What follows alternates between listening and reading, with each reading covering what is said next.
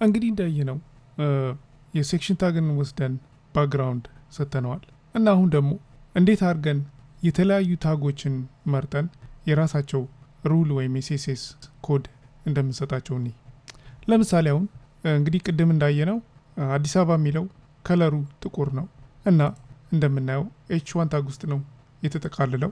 h1 ታግን ተጠቅመን እንዴት አድርገን የሲኤስኤስ ሩል ለቴክስቱ እንደምንሰጥ እኔ ወደ CSS style.css ፋይል ሄደን እዚህ ጋር መተን ከሴክሽን በኋላ h1ን እንመርጣለን። ከዛ በኋላ እዚህ መተን ለምሳሌ ከለር ብለን ዋይት ማለት እንችላለን። ይህን ሴቭ ብናደርገው እና ብንመለስ እንደምናየው h1 ታጋችን ከለር ሩል አለው። ያም ከለር የፎንቱን ወይም የቴክስቱን ከለር ወደ ነጭ እንዲቀይረው ነው። እንዲሁም ከፈለግን የምንጠቀመውን የፎንት አይነት መቀየር እንችላለን። እንግዲህ በዲፎልት CSS የሚጠቀመው የብራውዘሩን ፎንት ነው። እንግዲህ እዚህ ላይ ሄደን ፕሬፈረንስን ሰሌክት ብናደርግና ፋየርፎክስ ላይ ወደ ታች ብንወርድ ፎንት ኤንድ ከለርስ የሚለውን ብናይ የሚጠቀመው ይህንን ፎንት ነው። ከፈለግን ይህ ከብራውዘሩ ጋር የሚመጣ ዲፎልት የሆነ ፎንት ነው እና የተለያዩ ዲፎልት ፎንቶች አሉ። ያንን ለመቀየር እዚህ መተን ፎንት ፋሚሊ ብለን ለምሳሌ እንደምናየው ቪኤስ ኮድ ኢንቴሊጀንስ ዲፎልት የሆኑትን ፎንቶች ይሰጠናል። ለምሳሌ ታይም ኒው ሮማን የሚለውን ሰሌክት ባረገው እና ሴቭ ባረገው እና ወደ ፔጁ ብንሄድ ምንም ለውጥ አላየንም። ምክንያቱም ቴክስታችን አማርኛ ነው። አማርኛ የተለያዩ ፎንቶች የሉትም ባይ ዲፎልት እና ለምሳሌ እዚህ ጋር ኢንዴክስ ኤችቲኤምኤል ላይ መጥቼ በእንግሊዝኛ አዲስ አበባ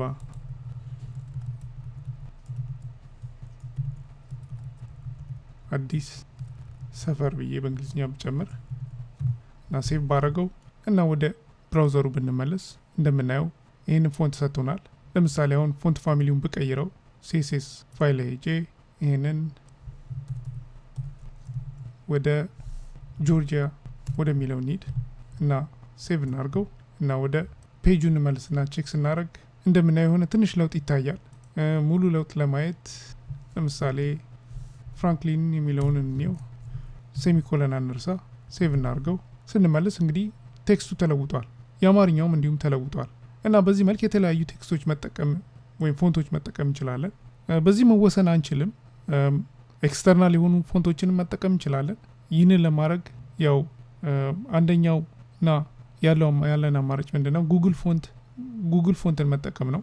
እናም ጉግል ላይ ሄደን ጉግል ፎንት ብለን ሰርች ብናደርግ ይህንን ፔጅ እናገኛለን። እዚህ ፔጅ ላይ የተለያዩ ፎንቶች መጠቀም የምንችላቸው ወይም ዌብሳይታችን ላይ መጨመር የምንችላቸው ፎንቶች ይታያሉ እና የፈለግነውን መርጠን መጨመር እንችላለን። እኔ እስካሁን የአማርኛ ፎንት አላየውም፣ ምንም የለም። ስለዚህ ዝም ብለን ከዚህ ውስጥ አንዱን እንምረጥ። ለምሳሌ ይህንን እንምረጥ። ይህንን ከመረጥን በኋላ ያው እዚህ ጋር ከላይ መተን እና እዚህ ጋር መተን ሰሌክት ዲስ ስታይል የሚለውን ክሊክ ብናደርገው እዚህ ጋር የሆነ ሬድ አይቀን ይታያል፣ ሬድ ዶት። ያንን ፕላስ ሰሌክት ብናደርግ እንደምናየው የፎንት ሊንክ ይሰጠናል።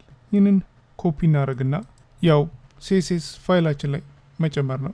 ይህንንም ለማድረግ ያው እዚህ ጋር መተን ከCSS ፋይል በላይ ቀድሞ ዳውንሎድ እንዲደረግ እዚህ ጋር እንጨምረዋለን።